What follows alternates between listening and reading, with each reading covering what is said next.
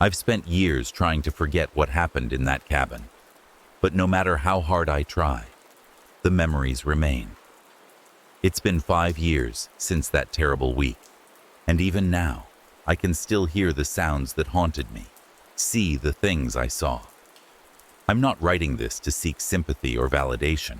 I don't expect anyone to believe me, but I need to write it down, because if I don't, I feel like I'll go insane. It all started innocently enough. I was exhausted from work. The daily grind of life in the city had finally gotten to me. I needed a break, a place to unplug, to get away from everything for a while. My friend Will had mentioned a family cabin he hadn't visited in years. It was deep in the woods, far from any other cabins or towns. No cell service, no distractions. It sounded perfect. "Are you sure it's okay for me to go alone?" I asked when we met for coffee one afternoon. He seemed almost surprised by the question, shrugging as if the idea of someone even wanting to visit the cabin was strange. "Yeah, of course. No one's been up there in years. It's just sitting there, gathering dust. Hell, you'd be doing me a favor just by checking on the place." He handed me the keys with a casual wave, but there was something in his eyes, a fleeting hesitation that I noticed, but didn't question. I should have asked more questions. I should have listened to that little voice inside that told me this was a bad idea. The drive to the cabin took longer than I expected. After leaving the last main road, I turned onto a series of increasingly narrow and winding dirt paths. It was late afternoon by the time I finally pulled into the clearing where the cabin stood. It was a simple structure, single story, made of dark, weathered wood, and nestled deep in the woods. Tall pines surrounded it on all sides, their branches swaying slightly in the breeze. As I stood there, looking at the cabin, a strange sense of unease settled over me.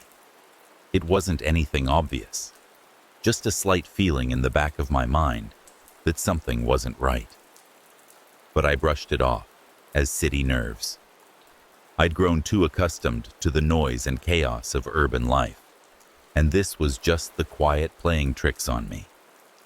The cabin itself was basic.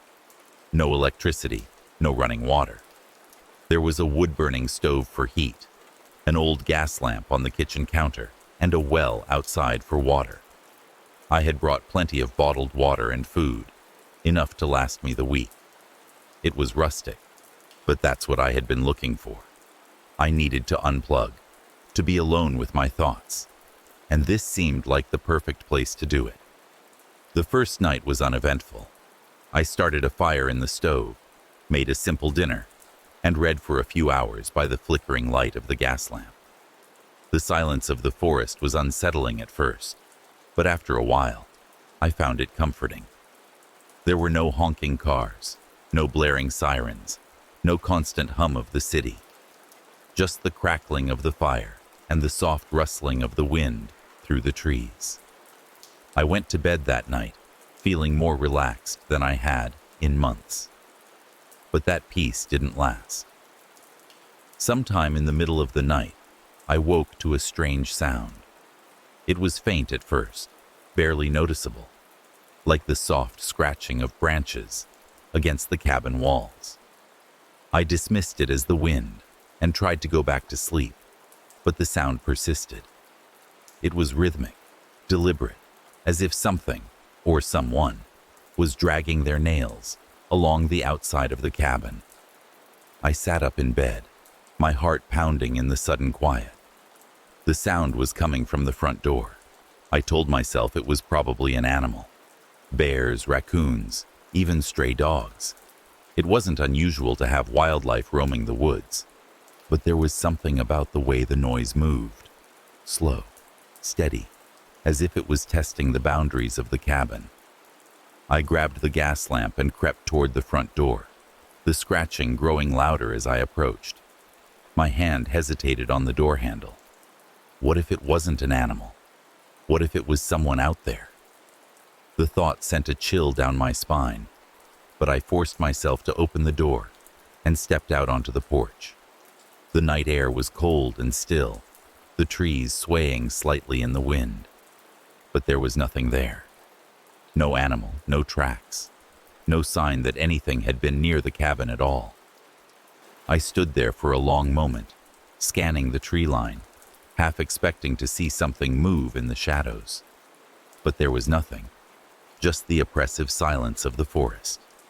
I told myself it had to have been a branch scraping against the cabin, or maybe my imagination playing tricks on me.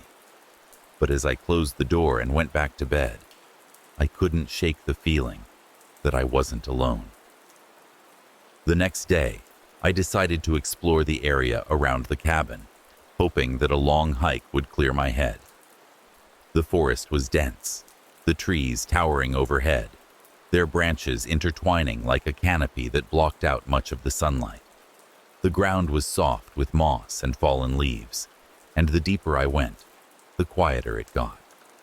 As I walked, I stumbled upon something strange. About half a mile from the cabin, hidden deep in the woods, I found a clearing. In the center of the clearing stood a circle of stone pillars, each one about 6 feet tall, worn smooth by time. They were arranged in a perfect circle, their tops flat and even, as though they had been placed there deliberately. There was something unsettling about the clearing, something ancient and wrong. The stones were covered in strange carvings, intricate spirals and symbols that I didn't recognize. They didn't look like anything I had ever seen before, not Native American, not anything I could place. I stepped closer to examine them, but as I reached out to touch one of the stones, a sudden wave of nausea hit me, and I pulled back. The feeling of unease that had been growing in the pit of my stomach intensified. I didn't want to be here. There was something about this place, something I couldn't quite explain, that felt dangerous. I backed away from the stones and hurried back to the cabin, my heart racing. The quiet of the forest, which had seemed peaceful earlier, now felt oppressive, suffocating. By the time I reached the cabin, I was drenched in sweat, despite the cool air. That night, the scratching came again. It was louder this time, more insistent. I sat up in bed, listening as the sound moved around the cabin, scraping against the walls, the windows. Whatever it was circling the cabin, testing it, probing it. My heart raced as I grabbed the gas lamp and sat in the center of the room, my eyes darting toward the windows.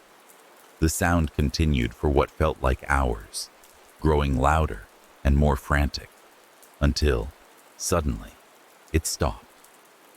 The silence that followed was even worse than the noise. I sat there in the dark, my pulse pounding in my ears, waiting for something to happen. But nothing did. The scratching didn't return, and eventually, exhaustion overtook me, and I fell into a fitful sleep. When I woke the next morning, I felt like I was losing my mind. The sound, the stones in the clearing, the feeling of being watched, it was all too much. I had come here for peace, but all I had found was fear. I considered leaving, but something held me back. Part of me didn't want to give up, didn't want to let whatever was out there win. I spent the day trying to distract myself. I cleaned the cabin, chopped wood, anything to keep my mind occupied. But no matter what I did, I couldn't shake the feeling that I was being watched. That afternoon, I decided to visit the clearing again. Maybe if I could figure out what the stones were, it would help me make sense of everything. But when I arrived, something was different. The stones were covered in fresh carvings. The spirals and symbols, which had been faint and weathered the day before, were now deep and pronounced. And there were more of them, covering every inch of the stone pillars in a chaotic, tangled web of lines and shapes. My stomach twisted in knots as I stared at the stones, a cold sweat breaking out on my skin. Someone had been here. Someone, or something, had carved these symbols in the night. I stepped closer, my eyes drawn to a small wooden figure placed at the base of one of the stones. It was crude, no more than a foot tall, shaped like a human with long, thin limbs and a featureless face. I reached down to pick it up, but as soon as my fingers touched the wood, a wave of nausea washed over me, and I stumbled back. I didn't want to be here anymore. I didn't want to be anywhere near these stones or the cabin. I turned and ran, not stopping until I was back inside the cabin, the door slamming shut behind me. That night, the scratching returned with a vengeance. It wasn't just at the door or the windows anymore. It was everywhere, on the roof, under the floorboards, surrounding me on all sides. I could hear footsteps now, slow and deliberate, circling the cabin like a predator stalking its prey. And then, through the scratching, I heard a voice. It was faint at first, just a low, guttural whisper, like someone speaking just outside the walls. I couldn't make out the words, but the tone was unmistakable. It was angry, malevolent. I bolted for the bedroom, slamming the door shut behind me, my heart hammering in my chest. The whispering grew louder, more insistent, until it was all I could hear. It felt like the walls were closing in on me, the air thick with a suffocating pressure. I don't know how long I sat there, clutching the gas lamp and praying for morning. But eventually, the whispering stopped, and the scratching faded into silence. When I woke the next morning, the cabin felt different. The air was heavy, oppressive, and the silence was unbearable. I felt like I was trapped inside something alive, something that was waiting for me to make a mistake. I knew I had to leave. I didn't care how far it was to the nearest town, or how difficult it would be to find my way out. I couldn't stay here any longer. I grabbed my backpack and headed for the door. But when I stepped outside, I stopped dead in my tracks. The ground around the cabin was covered in symbols. The same spirals and shapes that I had seen on the stones in the clearing were scratched into the dirt, encircling the cabin like some kind of boundary or trap. My heart pounded in my chest as I stared at the symbols, a cold dread settling over me. I stepped over the symbols, my skin crawling as I did, and made my way to the car. I threw my backpack into the passenger seat and turned the ignition. Nothing happened. I turned the key again, but the engine didn't even sputter. It was dead. Panic surged through me. The car had been fine when I arrived. There was no reason for it not to start. Unless something didn't want me to leave. I slammed my fist against the steering wheel, my breath coming in short, panicked bursts. I was trapped. My mind raced, trying to come up with a plan. I had a map. Maybe I could hike out, but it would take days. Then I heard the voice again. It was clearer this time, louder, and it was coming from inside the cabin. I don't remember running back inside, but I must have. My body acted on pure instinct, slamming the door behind me. The whispering was gone, but the feeling of being watched was stronger than ever. The cabin felt alive, like the walls were breathing, pulsing with a slow, rhythmic beat. Everywhere I looked, the symbols were there, carved into the walls, etched into the floorboards, spiraling and twisting in patterns that made my head spin. And then, the scratching began again. It was louder now, more frantic. Whatever was outside wasn't just testing the cabin anymore. It was trying to get in. I backed away from the door, my heart racing, clutching the rusted iron poker I had found by the fireplace. I didn't know what I expected to do with it, but it made me feel a little less helpless.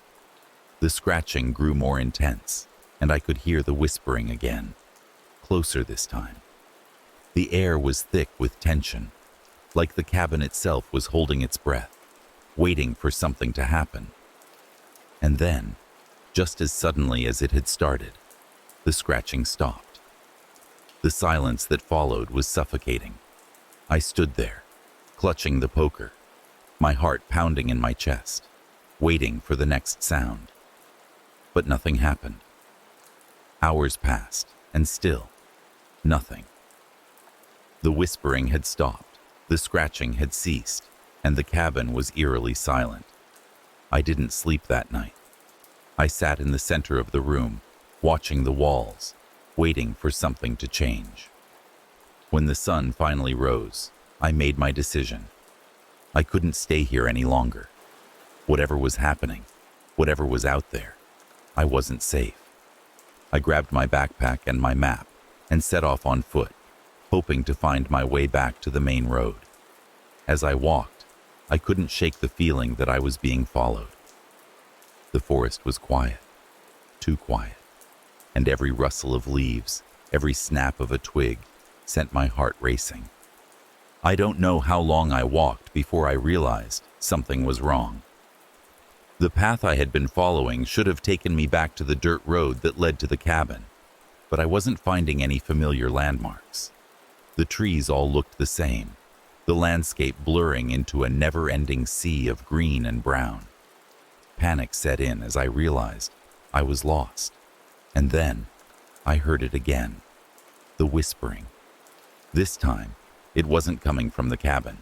It was coming from the trees, surrounding me on all sides. I ran. I didn't know where I was going, didn't care, as long as I could get away from the voices. But no matter how far I ran, the whispering followed, growing louder, more insistent. I stumbled into another clearing, my legs burning, my lungs gasping for air. And there, in the center of the clearing, was something I hadn't expected. The cabin. It was impossible. I had been walking in the opposite direction, trying to get as far away from it as I could. But there it was, standing in the middle of the clearing, just as I had left it. And then I understood. I wasn't getting out. I was never getting out. The whispering grew louder, and the last thing I remember before everything went black was the cold, suffocating feeling of the symbols pressing in around me, spiraling into my mind, consuming me. When I woke, I was lying in my own bed, back in the city. It didn't make sense. How had I gotten here? Had it all been a dream? But deep down, I knew it wasn't. I don't know what happened in that cabin. I don't know what followed me home. But the whispering hasn't stopped. It never stops. It's been 5 years since I left the cabin. And yet, every night, the whispering returns. Soft at first, barely noticeable, like a distant hum that I could almost convince myself isn't real. But as the night wears on, the whispering gets louder, clearer, until it feels like it's right next to me, inside my head, crawling under my skin. I thought I could leave it behind. I thought whatever evil lurked in those woods was tied to that cursed place, to the stones and the symbols and the impossible terror that surrounded that cabin. But the truth is, it followed me home. It's part of me now. Sometimes I wonder if I ever really left. The first few days back in the city were disorienting. I don't remember the drive back, how I managed to get to my car, let alone how I made it back to civilization. I woke up in my apartment as if none of it had happened. My body ached and my head felt heavy, but there were no signs that I had spent days lost in the woods. It felt like waking from a nightmare, the details slipping away as soon as my eyes opened. But the fear, that stayed with me. The first night back, I thought it was over. I chalked it up to exhaustion, to my overworked mind playing tricks on me. But then, as I lay in bed, staring at the ceiling, I heard it. At first, it was subtle. So subtle, in fact, that I thought it was just the wind outside my window. But I had been living in this apartment for years. I knew the sounds of the city, The groaning pipes, the traffic below, the creaking floorboards. This was different. It was soft, a low murmur, almost imperceptible, but it was there. I sat up, my heart racing, my mind flashing back to that night in the cabin. I tried to dismiss it, to tell myself that it was just the residual anxiety from what I had gone through, that I was safe now, far away from that place. I turned on the light, scanned the room, even checked the windows. There was nothing there. Just me, my empty apartment, and the quiet hum of the city outside. But I couldn't shake the feeling that I wasn't alone. The whispering continued, growing louder each night. It was never clear enough for me to make out what it was saying, but it was there, always just on the edge of hearing, like a conversation happening in another room. Sometimes I could swear I heard my name, whispered so faintly that it sent chills down my spine. At first, I tried to ignore it. I figured it would pass, that my mind was just adjusting after the trauma of what I'd experienced. But as the days went by, the whispering became harder to ignore. It wasn't just at night anymore. I started hearing it during the day, in the quiet moments when I was alone, while I showered, while I worked at my desk, while I sat in my living room trying to focus on anything but the creeping sense of dread that had taken root in my chest. The worst part was the feeling that came with it, the overwhelming sense that I was being watched. It wasn't like the general paranoia that comes with fear. It was specific. I could feel eyes on me, cold and unblinking, like someone, or something, was right there, just out of sight, observing, waiting. I started seeing things out of the corner of my eye, shadows that darted away when I turned to look, figures standing just beyond the reach of the light, watching. I'd catch a glimpse of movement in the mirror, but when I turned around, there was nothing there. I tried to explain it away. Lack of sleep, stress, maybe even hallucinations, brought on by whatever trauma I had endured in the woods. But deep down, I knew it was more than that. Something had followed me. Something had latched onto me in that cabin, and now it wouldn't let go. I stopped going to work. I told my boss I was sick, but the truth was, I couldn't leave the apartment. The thought of stepping outside, of facing the world, felt impossible. The whispers were growing louder, more insistent. Sometimes I'd catch a few words, but they were in a language I didn't understand, harsh and guttural. And the more I listened, the worse the shadows became. One night, the whispering was so loud, it felt like it was inside my skull. I was lying in bed, staring at the ceiling, trying to block it out, when I felt it, a cold breath on my neck. I froze, every muscle in my body tensing. The whispering stopped abruptly, replaced by a deafening silence. For a moment, I thought maybe I had imagined it. But then I felt it again, the unmistakable sensation of someone, or something, breathing on me. Cold, slow, deliberate. I couldn't move. I couldn't even scream. I lay there, paralyzed by fear, waiting for whatever was in the room with me to make itself known. But nothing happened. The breath faded, and the whispering returned, quieter this time, almost mocking. That was the night I realized I wasn't dealing with some leftover psychological trauma. This wasn't just my mind playing tricks on me. There was something here, something real, something evil. I tried everything after that. Burning sage, hanging protective charms, anything I could think of to ward off whatever had attached itself to me. But nothing worked. The whispering continued. The shadows grew darker, and the feeling of being watched never left. I even tried to contact Will, the friend who had given me the keys to the cabin, hoping he might have some answers. But Will had disappeared. His phone was disconnected, and no one had seen him for months. It was like he had vanished off the face of the earth. I couldn't help but wonder if the cabin had gotten him too, if whatever was haunting me had claimed him first. The nights became unbearable. Sleep was impossible. The whispering never stopped, and the cold breath returned, always just at the edge of my consciousness. I could feel it standing over me in the darkness, waiting, watching. I didn't know what it wanted, but I knew it was getting closer. One night, after weeks of torment, I decided I couldn't take it anymore. I packed a bag and left my apartment in the middle of the night. I didn't have a destination in mind. I just knew I had to get away. But no matter how far I drove, the whispering followed me. It was in my head now, a constant presence that I couldn't escape. I tried staying in hotels, friends' houses, even sleeping in my car, but it didn't matter. The whispering was always there, and every time I closed my eyes, I saw the cabin. I saw the stones in the clearing, the twisted carvings, and the symbols that had etched themselves into my mind.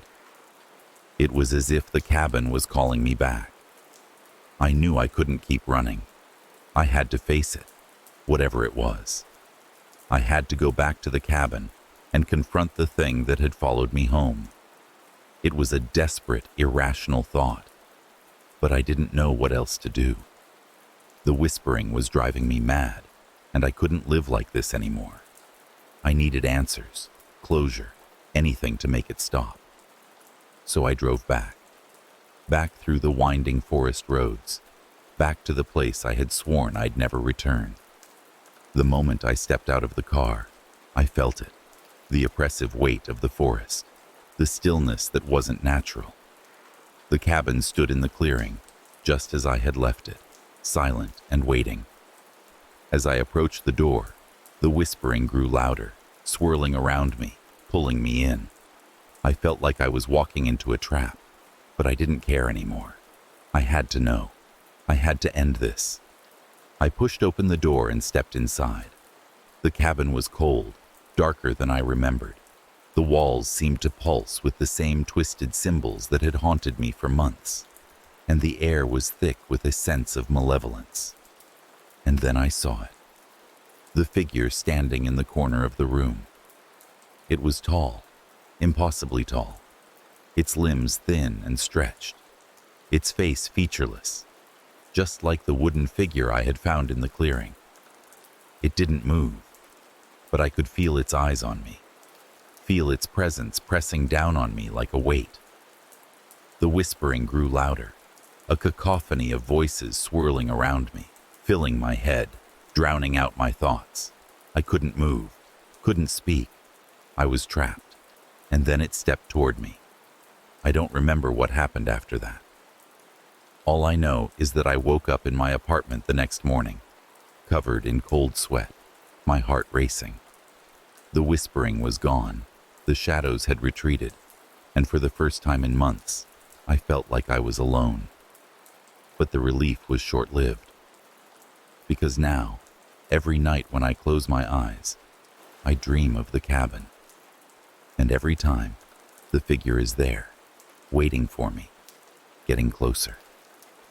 I know it's only a matter of time before it finds me again.